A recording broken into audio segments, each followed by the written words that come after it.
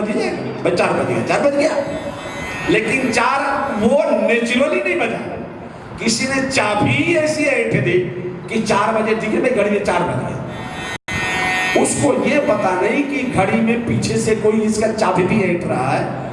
सुई 4 बजे पे लाके खड़ा कर दिया, अलार्म बज गया, किसी ने नियम बना रखा हो मैंने 4 बजे उठना ही है, और उसको ये पता है कि घड़ी की सुई ने 4 बजा दिया, अलार्म बज गया, अब घड़ी का भी क्या कसूर है। लेकिन उसको ये पता पड़ गया होता कि घड़ी अपने आप 4 नहीं बजाई, इस घड़ी को 4 बजवाया गया है। अलार्म अपने आप नहीं बजा, अलार्म बजवाया गया है। लेकिन अब पहली बार हुआ है तो फिर तो आप क्या कह रहे। गौतम ऋषि बहुत वेदना से पीड़ित हो जाते हैं, दुखी हो जाते हैं, अत्यंत दुखी हो जाते हैं कि अब किस पे भरोसा करें, किस पे भरोसा करें, क्या करें। बोले अब इस आश्रम में ही नहीं रहेंगे, मैं भी आश्रम में नहीं रहूंगा। और गौतम ऋषि को पाकर, गौतम ऋषि पेड़ पौधों पशु पक्षियों से इतना स्नेह था। सर्वकर्माखिलम पार्थक ज्ञाने परिसमापयेत्, ब्रह्म सत्यम जगन मिथ्या जीवो ब्रह्मैव नापरः। सर्वत्र ब्रह्म का दर्शन करने वाले महर्षि गौतम पशु में, वृक्ष में, सब जगह परमात्मा ही नजर आता था उनको। लेकिन जब गौतम ऋषि ने ही आश्रम का परित्याग कर दिया, वो आश्रम में पशु पक्षियों ने परित्याग कर दिया कि हमसे प्रेम करने वाला अब कोई नहीं है, तो इन पत्थरों से थोड़े ना प्यार करना है। आश्रम एक देख मगमाए,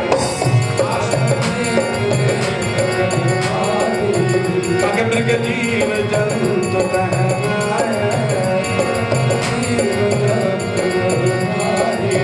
मंगल भवते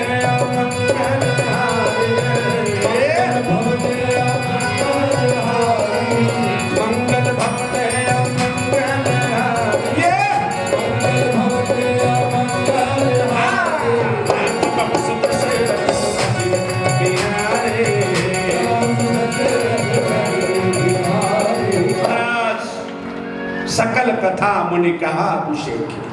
सारी कथा विश्वामित्र जी ने भगवान श्री राम को सुना दी। रघुनंदन ऐसी ऐसी घटना हुई थी पहले। बोले महाराज तो मैं क्या करूं। बोले रघुनंदन, गौतम नारे श्राप बस उपल देह धरि धेर।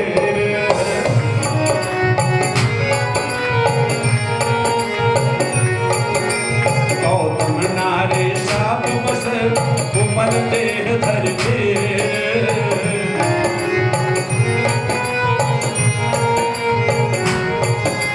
चरण कमल जज जागते कृपा करहु रघुबीर।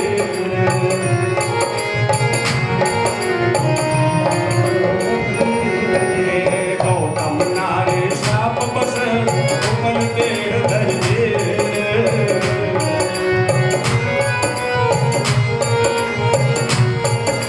चरण कमल रज जागते कृपा करहु रघुबीर।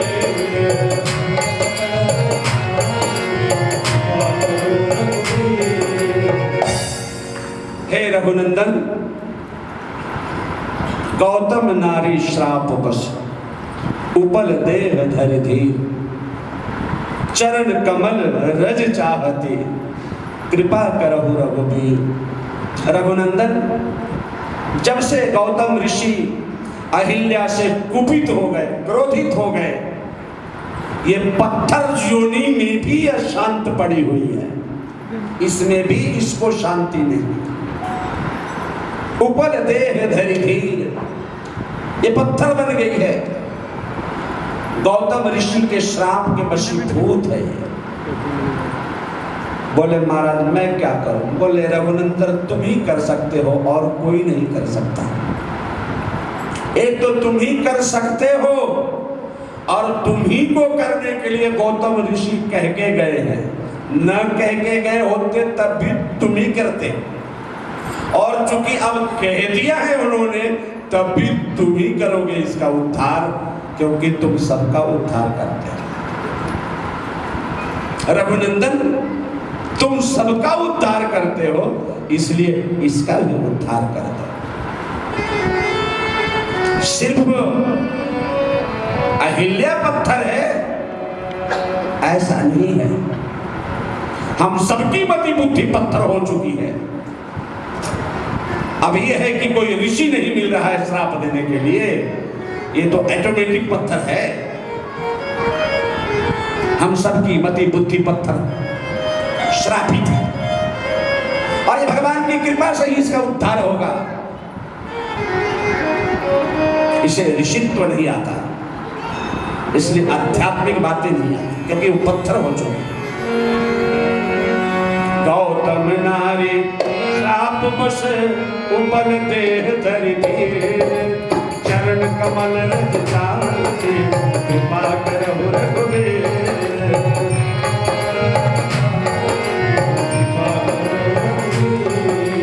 हे रघुनंदन, बस इसको और कुछ नहीं चाहिए, चरण कमल रज चाहत।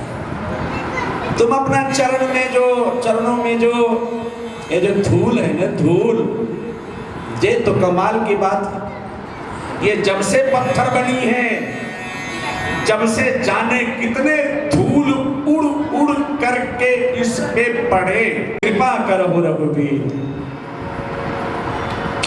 महाराज ऐसा कैसे करें? बोले रघुनंदन, तुमको ऐसे ही करना पड़ेगा, और ऐसा किए बिना इसका उद्धार होगा नहीं। रघुनंदन, तुम्हें पता नहीं, अरे तुम्हारे चरणों से निकली हुई गंगा कितनों का उद्धार करती है जहां जहां बहती है। और वो गंगा क्या है? क्या है वो? तुम्हारे चरणों की धोवन है, धोवन। तुम्हारे चरणों का धोवन, वो गंगा नदी इतनी पवित्र है जिसमें नहाने के तो बाद क्या, गंगा गंगे तुयुप्रजा योजना नाम शतैरपि मुच्यते सर्व पापेभ्यो विष्णु लोकम च गच्छति। इतनी महिमा है रघुनंदन तुम्हारे चरण में लगी हुई धूल में और चरणों के धोवन में। अरे गंगा नदी में किसी ने स्नान कर लिया तो क्या कर लिया, सैकड़ों योजन दूर से भी किसी ने गंगा का नाम भी ले लिया। जो कहे हमेशा गंगा गंगा, वो न रहे कभी भूखा नंगा। जो कहे हमेशा गंगा गंगा, वो न रहे कभी भूखा नंगा। अरे रघुनंदन, गंगा गंगे तुयुप्रजा, नहाते नहाते अपने बाथरूम में नल के टोटी के नीचे बैठे बैठे, टोटी वाले पानी से भी नहाते नहाते, गंगा गंगे तुयुप्रजा योजना नाम शतैरपि मुच्यते सर्व पापेभ्यो विष्णु लोकम च गच्छति। बाथरूम में बैठे बैठे बाथरूम सिंगर मत बना करो, क्योंकि बाहर गाने तो आता नहीं, कुछ भी गाते रहते हो तो वो मत गाते। अरे नहाते नहाते श्लोक बोलना, याद होगा तो लिख लेते। और बाथरूम में बैठे बैठे जब नहाओगे ना, और ये श्लोक बोल के नहाओगे तो अपने टोटी के नलके के नीचे बैठ के, लेकिन फल मिलेगा तुमको गंगा नदी नहाने का।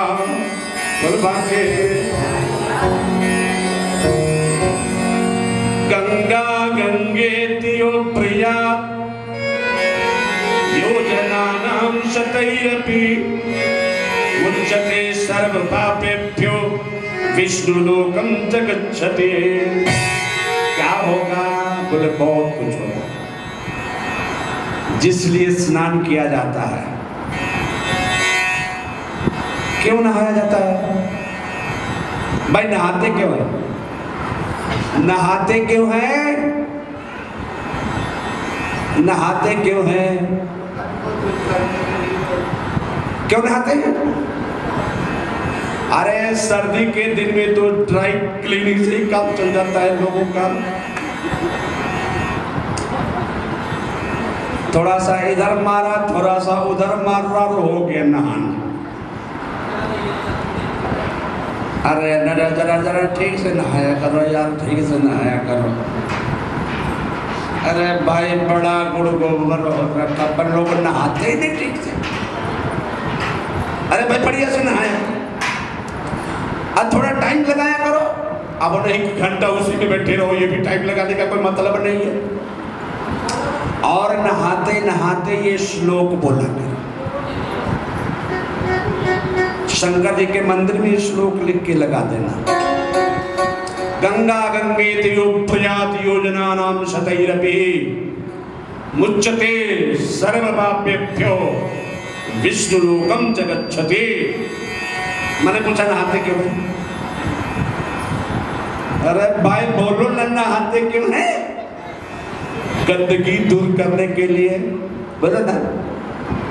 आगे और कुछ करने के लिए नहाते हो भाई? जो देह में वो जो गंदगी है वो दूर हो जाए, इसलिए नहाते हैं ना।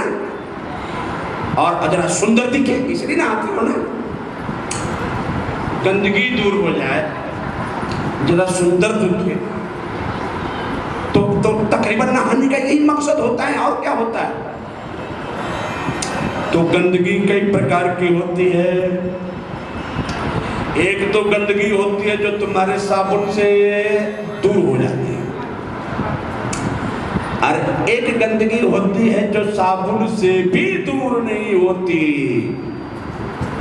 जो साबुन से दूर हो जाती है गंदगी, वो तन की गंदगी होती है। क्या जी? अरे बोलो ना यार, क्या तुम्हारे मुंह में जबान नहीं है? जो साबुन से गंदगी दूर होती है वो गंदगी तन की होती है, और जो साबुन से भी दूर नहीं होती गंदगी, वो मन की होती है। साबुन से तो तन ही नहा रहा होता है ना, मन थोड़े ना नहा रहा होता है। मन तो तब हो, अच्छा मान लो कोई गुस्से में हो, अभी नहा के तुम्हारी खैर लेते हैं, तुम्हें ठीक करते हैं, नहाते नहाते भी गुस्सा आते, मन तो फिर तो अरे शरीर ठंडा हो गया, मन तब भी करो ना नरम, अब पूरा का पूरा गरम, बिना शर्म के। तो जब तुम जिस श्लोक बोल के नहाओगे ना, तो साबुन से तन वाली गंदगी दूर हो जाएगी, और श्लोक से मन वाली गंदगी दूर हो जाएगी। गंगा गंगेति प्रयात योजनानां शतैरपि। और तुम्हारे नलके वाला, टोटी वाला जो पानी है, वो तुमको भगवान के धाम में तो नहीं ले जाएगा, लेकिन गंगा जी नहाओगे तो हो सकता है भगवान का दर्शन हो जाए। और जब तुम ये श्लोक बोल के नहाओगे तो मानो गंगा जी का नहाना कर लिया तुमने, क्योंकि ये श्लोक ही कहता है गंगा गंगेति प्रयात योजनानां शतैरपि। करोड़ों योजन दूर से भी नहाते नहाते, अपने टोटी के नलके के नीचे बैठ करके नहाते नहाते जो लोग गंगा जी का नाम लेते हैं, वो मुच्यते सर्व पापेभ्यो, सभी पापों से मुक्त हो जाते हैं, और अंत में विष्णु लोकम च गच्छति, भगवान के धाम में निवास करते हैं। ये तो गंगा जी का नाम लेने का महिमा है, ये तो गंगा जी के नाम की महिमा है कि तुम्हारे समस्त पापों को भी धो डालती है और भगवान के धाम में पधरा देती है। और साक्षात कोई नहा ले तो फिर तो कहना ही क्या है। भगवान के गंगा नदी में जिसने नहा लिया तो समझो भगवान के चरणों की प्राप्ति हो गई। अच्छा, जब तुम मंदिर आते हो तो पंडित जी चरणामृत देते हैं ना, देते हैं? अरे देते हैं। तो जो चरणामृत देते हैं वो किस चीज का धोआ होता है? सिर का, हाथ का, पेट का, पीठ का, हाथ का, कौन से चीज का धोया होता है? चरणों का। इसलिए उसका नाम है चरणामृत। क्या नाम है? हमें तो एक एक बात पे बोलना होता है। अब मुझे मौका है, ना तो चरणामृत देने आता है और ना लेने आता है।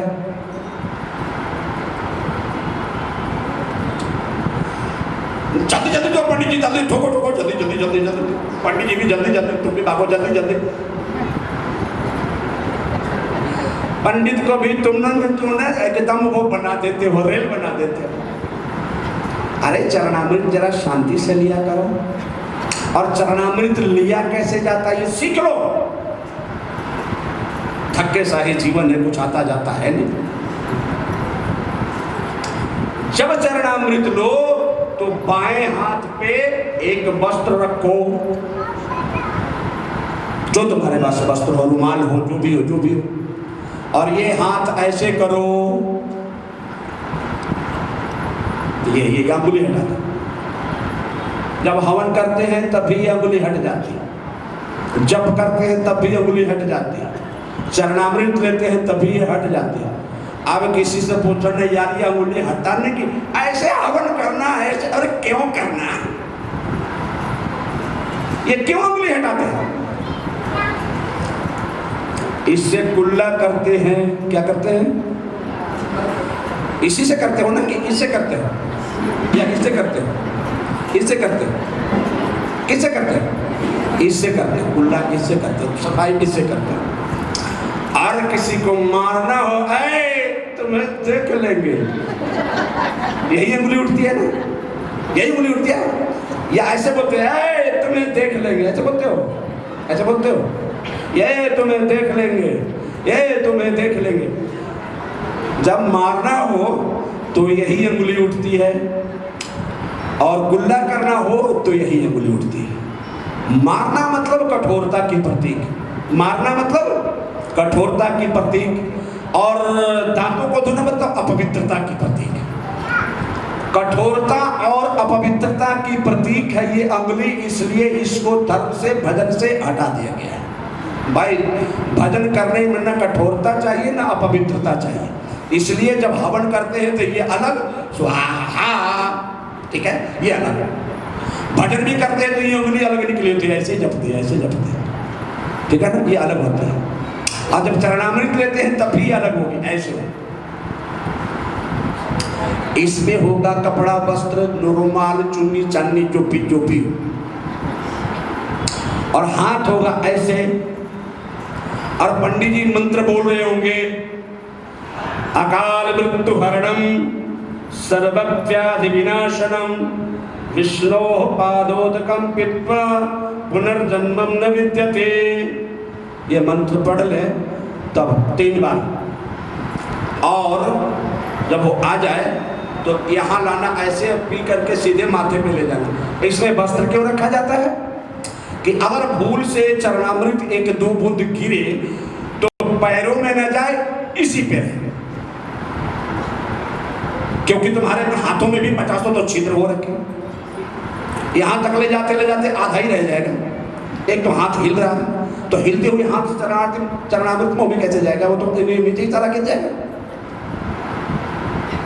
तो जो है बाएं हाथ पे कोई वस्त्र रख के दाहिना हाथ रखो, इस अंगुली को हटाओ और मुंह के पास लिया के मुंह में ले जाओ, और सीधे माथे पे, कि जो कुछ चरणामृत बच गया हो वो माथे पे चला जाए, और उसमें भी बच गया हो तो वस्त्र में आ जाए। चरणामृत लिया, उसका फल क्या हुआ, और गिरा तो नुकसान क्या हुआ, ध्यान रखो।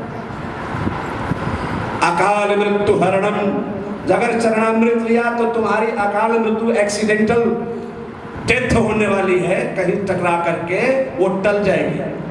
भगवान के चरणामृत में इतनी महिमा है।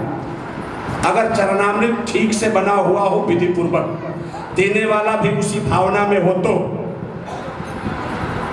अकाल मृत्यु हरणम सर्व व्याधि विनाशनम, सर्व प्रकार के व्याधियों का, रोगों का नाश कर देती है भगवान की चरणामृत।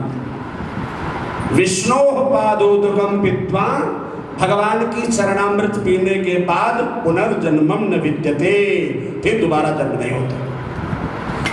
ये तो भगवान के चरणामृत का महिमा है। लेकिन एक बूंद नीचे गिर जाए तो 9 इंद्र बदले तब तक नरक में रहना पड़ता है। इसलिए चरणामृत नीचे नहीं गिरना चाहिए और देना भी चाहिए। भाग में नहीं है तो फिर लो ही ना। चरणामृत का सम्मान जितना गंगा जी भी तो भगवान की चरणामृत ही हैं। गंगा जी भी भगवान की चरणामृत ही हैं, इसलिए गंगा जल पान किया जाता है। इसलिए और किसी के यहाँ चरणामृत ना हो तो मरते वक्त जैसे लगता है कि भैया अब ये मर जाएगा तो उसके मुंह में गंगा जल डाल देता है, भैया भगवान की चरणामृत है, क्योंकि भगवान के धाम में सीधे चला जाए। विष्णु लोकम गच्छति। चरणामृत ठीक से लिया करो और पंडित जी की रेल मत बनाएगा, जल्दी जो जल्दी जो जल्दी। अरे आराम से लो, लाइन में लग जाओ, इतना ही देर है तो कल को ले लेना। लेकिन भागत भाग में नहीं, भागत भाग में करोगे तो तुम्हारे हाथ में भी नहीं है, नीचे गिर जाएगी, नीचे में किसी को जूता चप्पल लगेगा, भगवान की चरणामृत का अपमान होगा।